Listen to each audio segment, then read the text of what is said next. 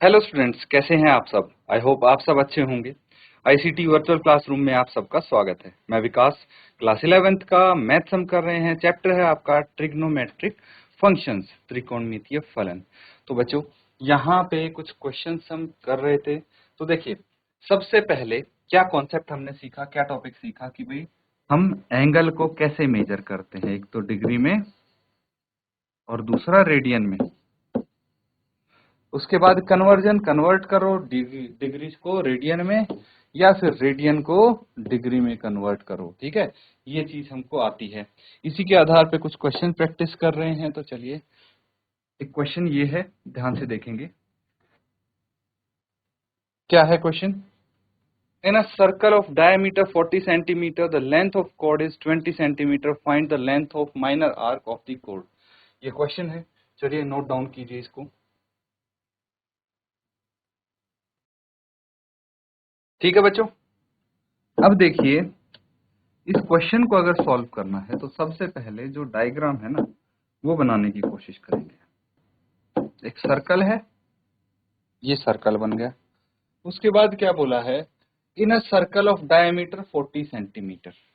तो मुझे बताइए कि अगर इस सर्कल का डायमीटर 40 सेंटीमीटर है तो रेडियस कितना होगा? 20 सेंटीमीटर होगा कि नहीं होगा?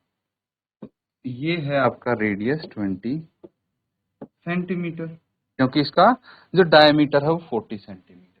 ठीक है, तो अगर मैं यहाँ पे भी एक रेडियस बना दूं 20 सेंटीमीटर का, कोई दिक्कत तो नहीं। अब क्या बोला है कि जो इसकी एक कॉर्ड है, ठीक है, कॉर्ड की लेंथ है 20 सेंटीमीटर। तो मान लीजिए यहाँ पे एक कॉर्ड है जिसकी लेंथ है 20 सेंटीमीटर। तो अगर मैं बोलूं कि AOB एक ट्रायंगल है, AOB एक ट्रायंगल है जिसकी सभी साइड्स इक्वल हैं, तो कैसा ट्रायंगल हो गया ये? इक्विलेटरल ट्रायंगल है ना, समबाहु त्रिभुज जिसको हम बोलते हैं। और इक्विलेटरल ट्रायंगल के जो सारे के सारे एंगल्स होते हैं वो कितने डिग्री के होते हैं? 60 डिग्री के इक्वल एंगल्स होंगे। तीनों तीनों एंगल्स भी इक्वल होंगे और हर एंगल 60 डिग्री का हो जाएगा। समझ में आया? तो यहां से हमें क्या निकालना है? लेंथ निकालना है माइनर आर्क। ठीक है, तो अगर मैं ये बोलूं ACB, इस आर्क की लेंथ निकालनी। समझ में आ गया? तो अब सबसे पहले जो गिवन है वो लिखेंगे।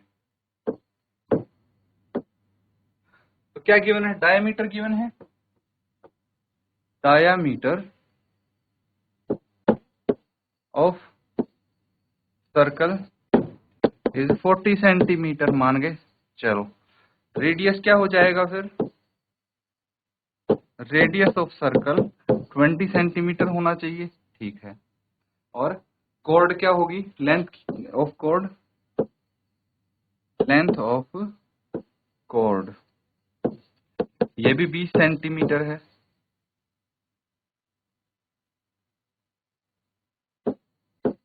सो triangle AOB is an equilateral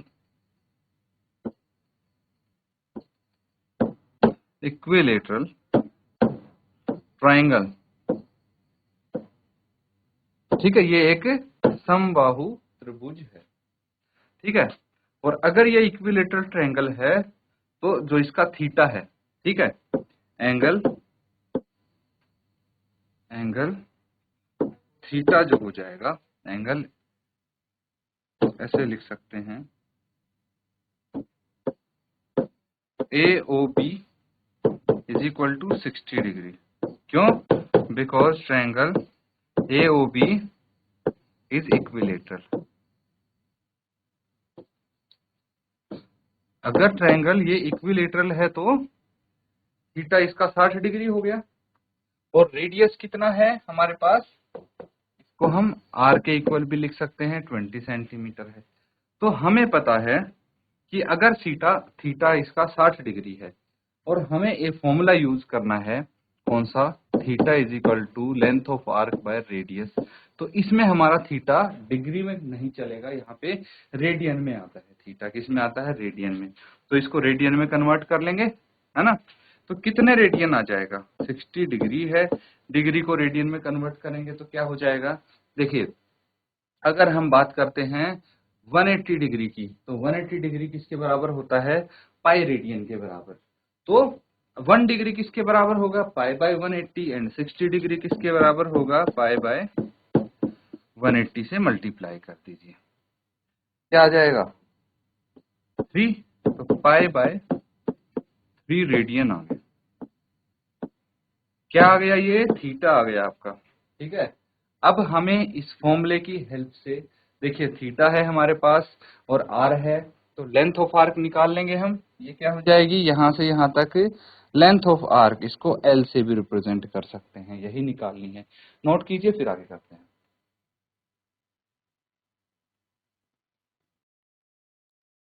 तो ठीक है, आगे इसको सॉल्व करते हैं।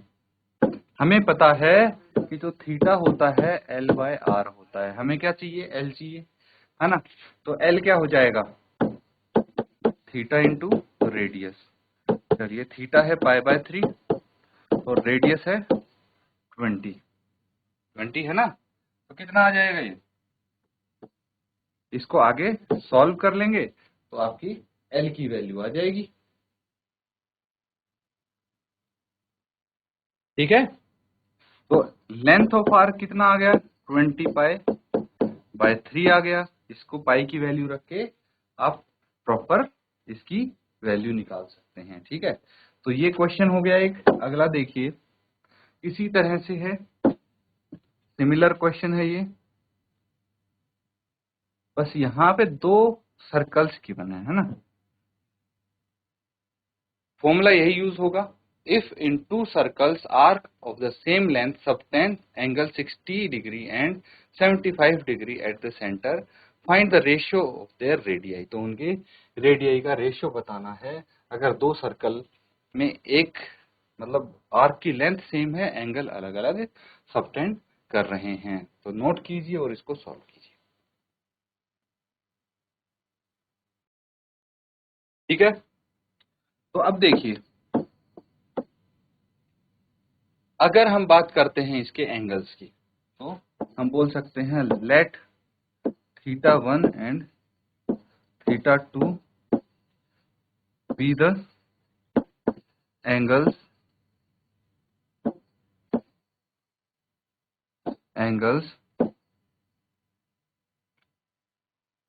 Subtended by the arc L1 and L2 eight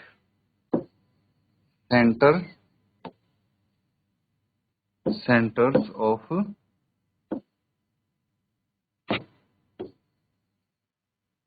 2 circles with radii R1 and R2 respectively, ठीक है। ये हो जाएगा। तो सबसे पहले मुझे ये बताइए कि थीटा 1 हम कितना ले सकते हैं? 60 डिग्री। दूसरा थीटा कितना है? 75 डिग्री। कोई दिक्कत नहीं है, ये आ जाएगा। और हमें पता है कि L is equal to L1 is equal to L2, ये गिवन है बच्चों, है ना। तो L1 और L2 बराबर हैं, तो इसको हम L के बराबर मान सकते हैं। हमें पता है, वी नो दैट, अगर हमें थीटा निकालना है तो क्या होता है? L बाय आर होता है, ये तो पता है ना। तो चलिए इसी का यूज करते हैं। आर निकालना होगा तो क्या हो जाएगा? L बाय थीटा, है ना। मैं आर को इधर ले आया, थीटा को इधर ले गया, राइट हैंड साइड। तो अब मुझे पता है कि जो R1 है वो क्या हो जाएगा? L1 by theta 1 and R2 क्या हो जाएगा? L2 by theta 2। यही तो होना चाहिए। अब रेशियो निकालनी है हमें तो रेडियाई की, तो R1 ratio R2, R1 bye R2 हम कर देंगे और इसकी वैल्यूज पुट कर देंगे, आपका आंसर आ जाएगा। नोट कीजिए, फिर आगे करते हैं, ठीक है। नोट कर लिया सबने। अब हमें रेशियो निकालना है, रेशियो ऑफ रेडियाई है ना।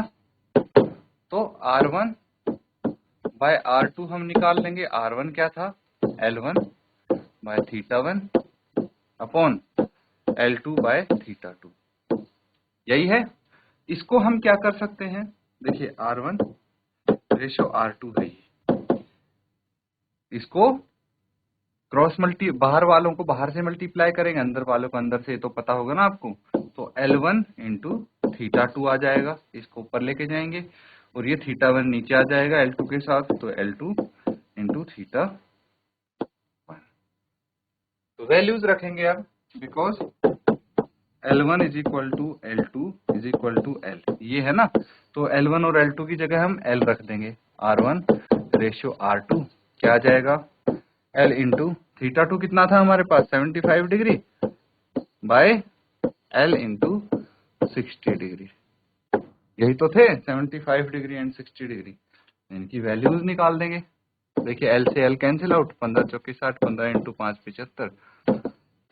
तो R1 रेशियो R2 क्या आ गया आपका 5:4। दैट्स इट, नोट कर लेंगे इसको।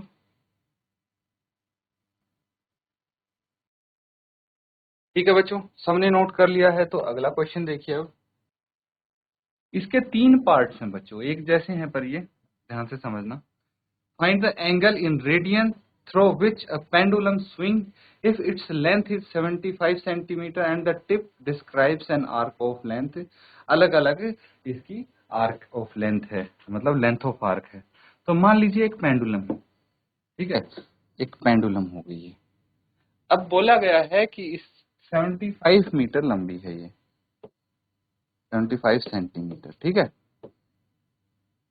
तो अब क्या करना है, अब ये क्या करती है, पेंडुलम एक तरफ, एक बार इधर जाएगी, एक बार इस तरफ जाएगी, और ये इन टोटल एक आर्क बना देगी आपकी, क्या बना देगी, आर्क बना देगी, ठीक है। तो यहां पे आता है अब आपका इंपॉर्टेंट पार्ट क्वेश्चन का, ठीक है। ये पेंडुलम है, ऐसे आर्क बनाती है। तो लेंथ ऑफ आर्क अगर पार्ट ए की बात करें तो इसमें है 10 सेंटीमीटर, मतलब यहाँ पे 10 सेंटीमीटर होना चाहिए। पार्ट बी में 15 सेंटीमीटर एंड सी में 21 सेंटीमीटर हो जाएगा। तो आपको एंगल बताना है, ये थीटा आप बताएंगे, ठीक है। तो कैसे बताएंगे बच्चों, फॉर्मूला आपको पता है, इसको अप्लाई कर देंगे। तो अगर सेवेंथ क्वेश्चन का पार्ट ए हमें करना है, तो इसमें लेंथ क्या है, लेंथ ऑफ आर्क एल, ये है 10 सेंटीमीटर, ठीक है। एंड रेडियस क्या है, ये 75 सेंटीमीटर रेडियस ही है ना। हमें क्या चाहिए, हमें चाहिए थीटा। तो theta is equal to L by R होता है। तो L कितना है आपके पास 10 सेंटीमीटर एंड ये है 75 सेंटीमीटर, ठीक है। ये क्या आएगा, रेडियन में आएगा, ऑब्वियस सी बात है। तो 5 टू जा 10 एंड ये आ जाएगा 5 15 2/15 रेडियन आ गए। नोट कर लेंगे इसको।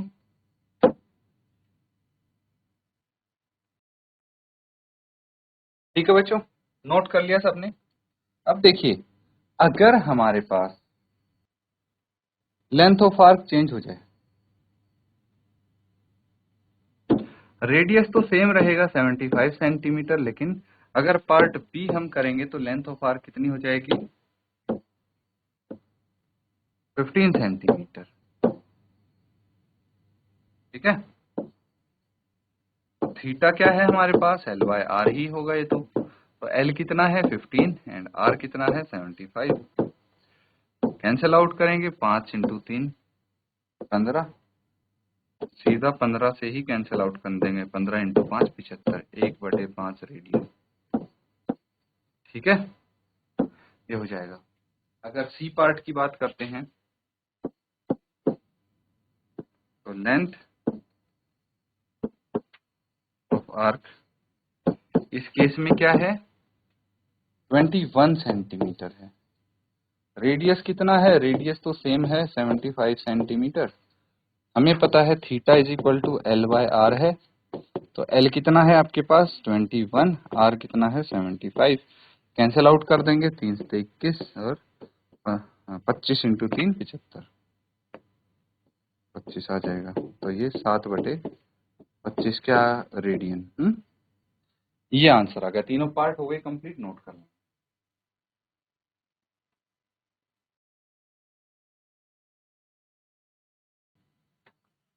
तो ठीक है स्टूडेंट्स, आपकी ये एक्सरसाइज यहाँ पे कंप्लीट हो जाती है। अब इसको प्रैक्टिस करें ज़्यादा से ज़्यादा। इसी के साथ आज का सेशन यहाँ पे एंड करेंगे। Thank you and have a nice day.